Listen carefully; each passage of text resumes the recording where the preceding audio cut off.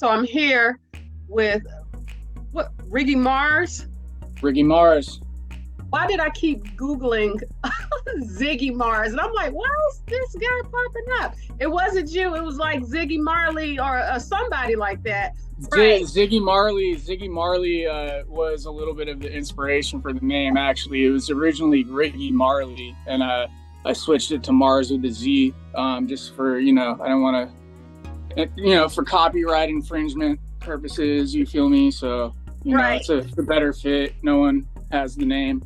No, right. Nobody has the name but you. Yeah. That's good. Yep. So now you mentioned in an interview with Voyage LA that you grew up in an artistic household with your mom singing jazz, her grandmother as a dancer, and your dad as film editor. So tell us about that and how this inspired your creativity. My mom was a touring jazz musician, born in Germany. She traveled all around Europe and the States singing in a jazz band, plays piano, guitar. So, from being in the womb, I was, exposed to music. I was just fed music, and definitely my dad was an editor and director. He did Dirty Dancing, Fame, Uncommon Valor, so I do have the director part of that, editing not so much, but I definitely got my mom's singing genes, you know what I mean? But my entire family is in the entertainment industry in some way, shape, or form. Makes sense why I would, What was your other question? My other question, just how it inspired your creativity. I used to get really frustrated as a kid when I'd write lyrics or draw pictures, whatever. I'd have OCD, a lot worse as a kid, but I'd rip up the sheets of paper and throw it in the trash out of frustration. And, they were always never throw away your art, even if you think it's bad. They, motivated me to just, think for myself. And, that's something I'm really grateful for, they kind of gave me enough rope to, hang myself with. That's a horrible way to put it. But, allowed me to can I cuss? Allowed me to fuck up on my own, you know what I mean? Right. And, be transparent with, how I feel. And, that's something I'm definitely grateful for, that, if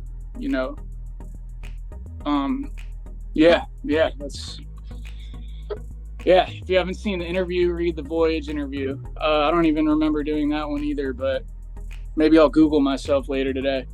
Yeah, it's very intriguing. I mean, so I learned more about you through that interview than when I researched you 2 years ago, because I knew nothing about your parents, and just this being your stimulus to actually do music. Because sometimes when you grow up in a household with that type of structure, when everybody's in entertainment, that could be frustrating, because you want to do your own thing just because they're doing that. And you're like, well, dang, why I gotta follow them? So right. The fact you found a path and you still doing it, that's amazing. Yeah, and her being a jazz singer, it makes sense why I'd get into hip hop. You know what I mean? It's the new jazz. It really is. Hip hop started out with all sorts of instrumentals to begin with, so jazz was one of those samples. Now, and that's speaking of, you fell in love with hip hop from watching skateboard videos. Can you remember your first performance, and how did you do? My first live show? Oh man, I'm pretty sure I got booed off stage, to keep it real, boy. No, my first live performance was in a pumpkin patch on Halloween in LA. And that was probably 17, 18 years old or something. But, pretty quickly before I even had recorded songs, I was doing live shows. So it was kind of the other way around for me. Most people are just studio artists and live, and me, it's later in my years, I got more, in tune with the studio recording. It's a whole different element, But live shows is definitely my strong point. What with crowd control? Yeah. I'm glad you learned from it. So, and that was my question. Like, as far as stage performances goes, what is one of your takeaways? One of my takeaways? Mm-hmm. Can you elaborate on that a little more? So, like you said, crowd control, they booed you off stage. Did you keep performing, or did you just kind of like walk off stage? What? Oh, no, I kept going. Yeah, no. Yeah, you know, it took like a lot of practice, and it took a lot of just like, you have to be comfortable in the uncomfortability, you know, like, yeah. So I was like, yeah, I remember that. So, when did you sign your first deal? I signed my first deal in 2021 with Humag Distribution, Oh, wow. The Orchard. Yeah. I've been offered deals in the past, you know, with like advances and you know, stuff like that, but it just wasn't anything that I didn't think I could do on my own. You know what I mean? There's a lot of, you know, especially in the hip hop genre, there's a lot of people out there to, you know, steer clear from that. You know, if you have any talent whatsoever, it's just like money signs in their eyes, you know. Mm-hmm. They're not really out for your best interest. So with Humag, you know, being signed with The Orchard, it gives me that artistic freedom and creative control to do as I want, you know, being 100% independent, you know what I mean? Right. You still with Humag? Yeah, yes I am. Congratulations. So, what's one of your favorite projects, whether collaboration, written, or just vibing out? Ooh, honestly, what I'm working on, what I just finished last month, my new album, 37 Miles from Neptune, produced by my boy El Diablo Beats. I have my whole crew in the room right now. Hey, y'all, what it do? Yeah, everyone from Angelino Records, you know what I mean? So yeah, entirely produced by El Diablo Beats. He really is like the soundtrack for all of us, you know, on the team. This album in particular, you can hear like the growth in you know, every area for me, and it's been fun. It's been fun doing that. You know, but like it's different than it was, you know, 10, 15 years ago. Like when I'd put out an album, you know, I'd be able to sell like burnt copies signed in Sharpies, like at my merch table at shows. And now it's like just switched completely to the digital age. You know what I'm saying? So my projects back then were awesome too, because it's like I would, before I even had the record recorded, I already had the tours and the shows lined up afterwards. You know what I mean? And it's a lot harder nowadays to you know, if anyone's watching this, if you're a booking agent, et cetera, please hit me up, angelinorecords@gmail.com, because we're trying to get on the road. Somebody's like, listen, let me shoot my shot. Okay. So, what does hip hop mean to you? Like you said, there's been a lot of changes where you went from signing autographs to like trying to do everything online. And that is hard for somebody who came out like during, I won't say our era because I'm much older than you, but that's a big change. So what does hip hop mean to you, and what do you miss the most? Hip hop, highly intellectual people helping other people. Okay. I can dig it. I mean, hip hop is life, man. It's more than just a genre. It's a culture. It's a lifestyle. And it's a mix of like, to me, you know, a lot of it is heavy sampling too. You know what I mean? So it's really like every genre combined in one on the production end, and then just like elite lyricism. You know what I mean? You know, in my experience, MCs, lyricists, rappers are some of the best writers, like current day writers. You know what I mean? And hip hop saved my life, you know, like it's always something I can lean on, and it's something that's always been there for me in the darkest of times, you know. And like the darkest of times, whether that's incarceration or, you know, addiction or, you know, a loss, like grief, like, you know, I'm blessed to have that too, because, you know, most people don't have any outlet at all. And I owe my life to hip hop, you know? Right. I read that you, that music saved you. So what were some of the songs that you enjoyed listening to during those moments? Shit. Like artists, other artists? Oh, man. I mean, it fluctuates now, you know? My top 5 like always switches, but, you know, I grew up on, you know, from De La Soul to Wu-Tang to Hieroglyphics to Tupac to, you know, Living Legends to, you know, other genres as well, classic rock, punk rock,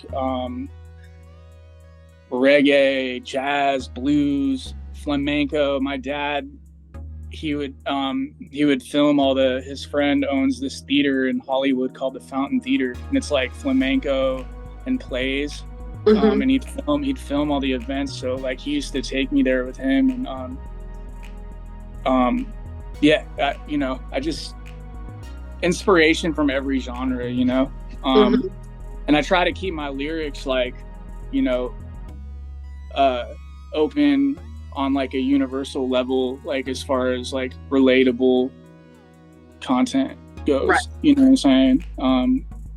And I think if I just only, you know, when I'm in like writing mode, I don't even listen to rap because I don't want it to influence me in any way. Like I listen to like electronic or, you know, just instrumentals, you know what I'm saying? To fuel me up, you know? That was one of my questions, how you get into your creative mode. So you listen to music, but not rap necessarily, other things that kind of bring you joy. Yeah. Meditation, nature, you know, sometimes I'll drive my car up to the mountains and like walk around. I used to be writing in notebooks, but now it's all, you know, typing in my phone. I'd go like sit under a tree or something and, you know, and write. Sometimes I'll go to like Skid Row, and so that's inspirational, you know. It all depends, you know what I mean? I don't really like being in like a confined space when I'm writing. You want to be free. Yes. So now, and we're getting into your newest material, your recent release, Note to Self. What inspired that track? Till Leone passed, what am I, freak? Smashed mirrors, lost blood. Dog, I miss you, much love. This is for the ones, one hit, dead, done. Ink deep into the flesh to not forget what was. You know, my best friend passed away last year from drugs, and just, you know, for me it starts, I don't really write and then pick a beat. It's like I start with the beat first, and that sets the table for what I'm talking about. So, you know, that beat produced by El Diablo Beats, it kind of just set the tone for, you know, that beat to me sounded, it was like melancholic, sad, but yet like hopeful, you know what I'm saying? So, you know, I'm talking about that grief and that loss and that resentment and stuff, but tried to end it on a positive note. So of course I had to have my boy Sonny Darko with a verse on it too, you know what I mean? Because we feed off each other like that. And yeah, I'm definitely proud of that song, and people enjoy that single a lot. I just dropped the music video on my YouTube channel 2 weeks ago. So that's out. Listeners, go run it up. I knew Sonny Darko was I knew the lyrics or his voice. I didn't know that was him on the track. But y'all make beautiful music together. So now, like you said, you have 37 Miles from Neptune. What can we expect from that project? Dope beat, the single itself, dope beat, crazy wordplay. What was the stimulus behind that? I just wanted to make like motivational music, you know, and Diablo absolutely killed it on the production. It was originally like 6-7 beats he had sent me, and I those are just the 3 I had picked, and you know, that was kind of like, the album to me is kind of like a rebirth or like reincarnation of myself, but like from a outer space point of view. So it's a themed album, you know what I mean? Yeah, that drops August 25th, so you know, in 2 days. Definitely stoked on that.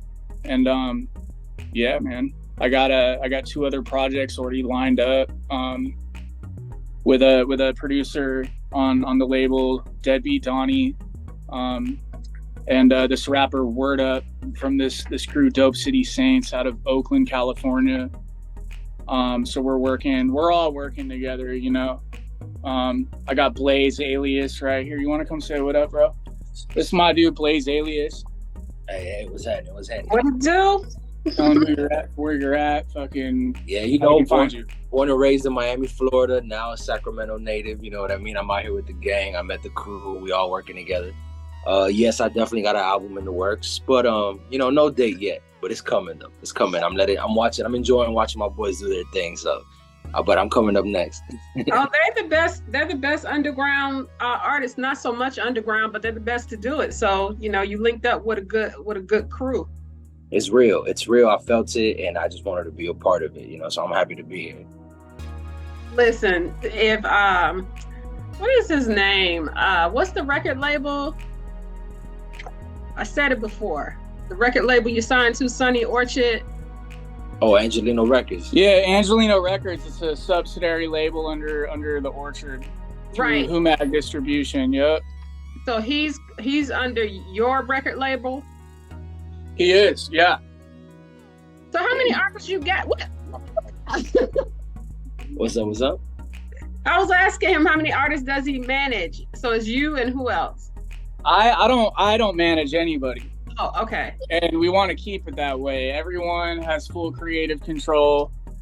You know what I'm saying? Really, all I'm in charge of is like, okay, is this release date open for you to release your shit? Cool. You know what I'm saying? Like, I don't want that control. Like, I don't, you know, it takes away from my artistry. You feel me? Right. If you don't mind, I wanna bring the homies on the camera real quick. Yeah, Darko. All love. My boy Sonny Darko, the other half, from the single Note to Self. What it do? I think you missed the last interview. Yeah, I think so. How you doing? I'm well, thank you. So then y'all working on a project together? We do have another one, just if in its infancy at the moment. But yeah, we just put out the first CC Twins project a little bit ago, and now we're kind of brainstorming the direction of the next one. Probably on a lighter type trip, more poetic, a little more, you know, emotional depth, not as focused on the addiction side of things. Mm-hmm. Okay, so then what do you have coming out? I got a bunch of stuff going on right now. Me and Diablo have a couple rock-based projects that we're piecing together. One grunge-based project, and then we're forming together a new sound, death bap, which is combining hardcore boom bap with metal. And then we also have a Darkman Doorways album, which is a straight boom bap album that is just waiting to be mixed right now. What else? I have another project I just started with Deadbeat Donnie. So I got like 3-4 albums, you know, in the works, right? You know? Okay. All right. Well, I respect your work. I mean, I think I was supposed to interview you and Riggy Marz as well as Diablo Beats 2 years ago. So it's a pleasure to actually finally put a voice with a face. Yeah, the same. Nice to meet you as well. Thank you. So then I'm getting ready to close this out. If y'all could leave your social media handles, websites where people can copy your music, that would be greatly appreciated. Yeah, absolutely. And I'm sorry, my camera's on like portrait mode or something, so it's blurry. I got El Diablo Beats right here. What? Yeah, how you doing? Yeah, I was gonna say something. I was waiting until they get in here. I was gonna say I remember talking to you last year. Yes, you always like show me love on my social media posts, so thank you so much. Yes. I remember. Yeah, I was saying I remember you as soon as your voice came in. I was just like, I remember her. Daddy Kathy, that's me. What you got going on? Shit, nothing these boys haven't already covered. I mean, I'm just working on just being the soundtrack for all of them. Like we have another producer, Deadbeat Donnie, who does great work that we just signed like a month ago, but he's got work albums in the works. But I've been working with these guys for about a year and a half, and we just have so much projects from any type of music, like really like from the death bap stuff that Darko was talking about to the more melancholy melodic stuff that Riggy's about to put out in a couple days, to the stuff with me and Blaze that's going to be, a mix of all of that, because he can chop, he can do boom bap, he can do even like some more of the metal influence stuff. So I'm just trying to just keep my worth in that general area and just make sure that everybody is just provided with a soundtrack for whatever they're trying to achieve. So y'all have created the most ferocious machine possible, basically. Trying to as much as I can, and like all love to samples, and sampling is the foundation of hip hop. But I do pride myself in doing a lot of stuff no samples.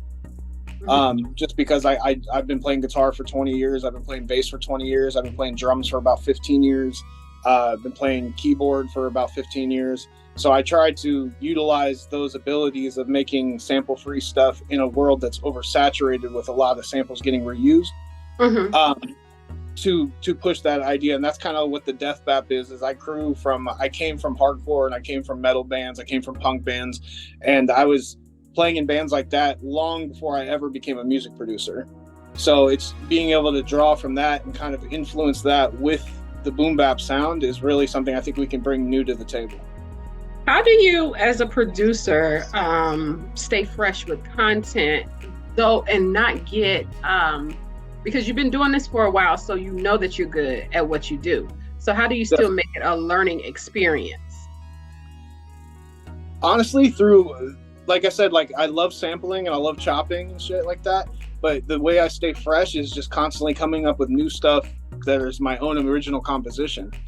As opposed to like I said, like all love to sampling, but I think like to make it truly original, you have to really dive into that. So even if you do a couple layers of samples, you need to put your own guitar over that, your own bass line, your own pianos, your own synths, whatever it may be, to give it that extra flair. Because especially in a world of splice producers, there's tons of people who are just resampling the same samples that have already been done. And it's just, that's cool to some extent, and it works in some cases, but to answer your question, to stay fresh is to make original compositions for me. That's why 37 Miles from Neptune is like a sound you haven't even heard before, Yeah, that whole album is predominantly, it has some samples, but I do a lot of layers of live instrumentation as well to give it that extra flair, because I think that's what will set me apart in a world where it's a lot of samples. Samples are always fucking rad, and I think they're cool, and I think it's the essence of hip hop. But to give it a new flair, as opposed to living in a timeless style, I had to add something different to it. Well, I saw Riggy post samples from when you were making it. I would assume, is that what's on Instagram? That's why I know the track. Yeah, I mean, for which track? For which song? It says 37 Miles from Neptune. I'm not. Yeah. Okay. Yeah. So for that, like those were, I think the clips you're talking about, that's when we had already had the mix and everything for it. But yeah, like the samples he was doing, like that's me on the guitars, me on the bass, and then like I'll put a couple layers of keys, but I like putting like a few like random sampled melodies to kind of give it a first layer. Mm-hmm. And then just to kind of balance the mood and kind of set the tone, but then just layer on top of that, because that's the thing is, like I was saying, like, in an area of splice producers, people will just take that one sample they got, cut it up however they want, and then put drums on it and call it theirs. And to me, that's not enough to really be proud of it for me. Like, it's not enough to me for me to be like, oh, this is so tight. Like, I want to put this out, because the thing is I see it all the time. Like, I'll come across a dope sample and I'll be listening to a fucking commercial on Hulu, and all of a sudden I'm like, I know that sample. I've used it before. I've tried it, and I'm just like, okay, some asshole on Splice got to it before somebody else did. It's really what it comes down to. It's just like, so instead of just copying and pasting stuff, I want to actually be able to bring a fresh flip to it. So even if I am sampling, odds are you're not going to guess where that sample came from, because I changed it so damn much that you're just like, that's where that came from. Like, it's just because I refuse to just copy and paste and make it sound the same. Well, it's a lethal machine, like I said. No, exactly. And I like it, like, especially for like you're chopping soul and like old like boom bap beats, or like even like the Griselda sound, or like the newer stuff. Like, that chopping soul shit is cool as hell. But the biggest thing I've learned with having real distribution now is, like, you got to be careful with what you sample. Right. Because if it's already been done before, even if if you're on a royalty-free site like Splice, if somebody's already got to that sample before you and they have decent distribution, you can't put that out. Facts, big facts. Because they already copyrighted. So it's like, yeah, they're royalty-free sounds, but first come, first serve. Right, and it's not really like royalty-free, because if it's copyright, like, people are getting really I get hit all the time about copyright infringement, and I'm like, this is on TikTok. What the world? So yeah. Well, that's the thing is with Splice, they are royalty free to start. But here's the thing: let's say Splice drops a new pack of samples today. Mm-hmm. Basically, the first producer who has decent distribution that can actually copyright that sample that they're going to go, that's who that sample is going to belong to. So it's not, so Splice is selling you royalty-free samples, but that doesn't mean a producer didn't get to you before you, who has decent distribution, who can put it out. That's right. Well, hey, so that's why it's like, if I take something from Splice, I try to just, like, Splice is a great tool, but you gotta be fresh with it. And if you think you flipped it enough, you might want to flip it 10 more times. Or 20. Thank you, because again, if they recognize exactly where it's come from, plus you got all the sample vultures who are just like, as soon as they hear it, like, oh, somebody already sampled that. Oh my God, like, sample snitching, just like out there just doing that shit all the time. You know what I mean? So it's like, you don't want to be just like put in a box. Like, it's cool to flip those Delphonics fucking records over and over and over again. They sound fresh as fuck and they're timeless tones. But you think somebody already hasn't done that in hip hop? Oh, they definitely. They already haven't flipped every Temptation song, every fucking Billie Holiday song, every fucking Bob Dylan song, fucking all this old shit like has been flipped 100 times. So it's just like, you got to be fresh where you come from, and that's where, like, I sample, like, if I do sample like obscure shit that's not on Splice, it's usually from like metal bands or punk bands that have like little interludes and parts that I like that really stand out to me, that the general audience doesn't know about it, other than this cult following for this underground type of rock music. So when I bring that shit to a hip hop level, they're not even ready to hear that shit, because they're just like, oh my God, I've never heard this before. Even though there's a huge subculture for this music, it's not predominantly in the mainstream eyes. Because it's not heard. It's just like De La Soul used cartoons, like the backdrops to cartoons. Facts. And that's what I'm saying, finding those little loopholes to where they're like, at that time nobody was doing that. Mm-hmm. So they're doing the same thing essentially that I'm trying to do now, and I try to be inspired by people like that, because I want to take an original sound that's really dope, but I want to make it my own, to where it's, because I have this problem with producers that do the copy and paste shit, because I don't know how you could really like drag and drop a few files over and then look at it and be all like, oh, this is my beat, man, this is fucking hard, this is dope. It's like, nah, you put the key to C minor and just dragged over 3 samples in C minor and just fucking called it a day, right. Like, as opposed to actually really composing those ideas. So it's just, like I said, sample away, but producers have got to be like serious with that, because when it steps out of just making beats in your room and you actually get an opportunity, if that song goes viral or that song is the one that pops and you don't have clearance for everything in that song, you wasted your time and money. That's right. Or you're going to get a lawsuit immediately. That too, immediately. And that's where I've never been flagged for anything I've put out, so I'm happy for that. But I mean, I don't doubt for one time that, you know, one of these samples have been used so much that I end up using eventually that I will get flagged eventually and, you know, told, you know, that can't get put out. But I really pride myself in that never happening and just making sure that like every song I put out is fresh to even if it's a sample, it's going to be flipped so hard that you don't even know that's the original sample. Right. You know, you would think, and, you know, just in case this interview surfaces somewhere, but when Pharrell and what is his name? They got sued for the Marvin Gaye song. Pharrell and God. Oh yeah, Pharrell and Robin Thicke. Robin Thicke. Yes. Yeah, no, exactly. And that's the thing is like being in a bigger, like being on a major label like that too, like you can get away with a lot more. But something that always comes to mind when I think of like big artists still not understanding the sampling shit is when Drake and YG posted "Who Do You Love" years ago. And I'm like, bro, that's Rappin' Forte. And what did they do? They sued him for $100,000 because y'all couldn't clear a fucking sample. But you guys make millions of fucking dollars a year and don't clear a goddamn sample. Right. Like where your brain's at is beyond me. But that's the kind of shit I think about. I'm just like, y'all made a fucking poppin' classic that's probably got close to 1 billion views now because it came out years ago. Right. And now you basically had to sign, like you had to pay a huge lawsuit because you couldn't get exclusive clearance in the beginning. And clearing a sample is not that damn hard in this industry. So it throws me off when big artists do that kind of shit because I'm just like, why? Like, there's no reason to. Like, do your homework, figure it out. Well, you know, they think because it's on the internet, they can just snag it because what's on the internet is already published. But there is still copyright infringement attached to whatever. 100%. 100%. So I would like to go ahead and close this out because I'm cheap and I will not buy Zoom minutes. No, don't blame me. Don't blame me. El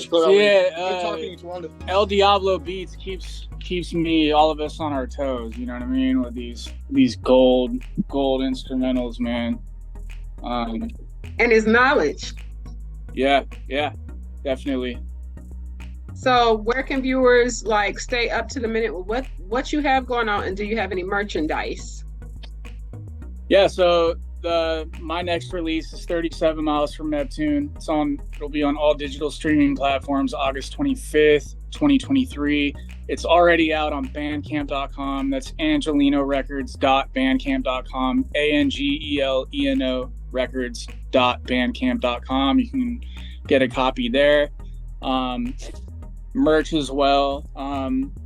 But really, you know, for merch, the best way to reach me for that is to email me, angelinorecords@gmail, or hit me up on Instagram. You know what I mean? I have physical copies of mine and Darko's EP, CC Twins, The Last Run.